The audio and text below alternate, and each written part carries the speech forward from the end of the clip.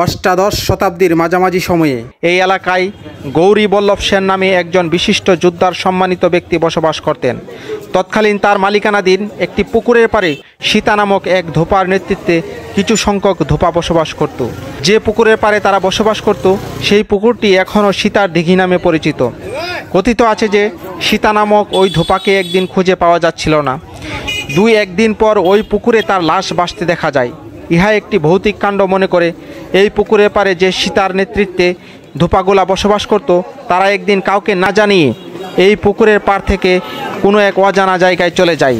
তখন থেকে এই এলাকাটি ধোপাওড়া নামে পরিচিত হতে থাকে এবং কালক্রমে ধোবাওড়া নামে একটি গ্রাম এবং একটি মৌজা প্রতিষ্ঠা লাভ করে। ওই গ্রামের নাম ধরেই পরবর্তী সময়ে ধোবাওড়া ইউনিয়ন প্রতিষ্ঠিত হয়। ধোবাওড়া ইউনিয়নের নামেই 1976 সালে প্রতিষ্ঠিত হয় ধোবাওড়া থানার নাম। 1983 সালে ধোবাওড়া থানাটি ধোবাওড়া উপজেলাতে রূপান্তরিত হয়।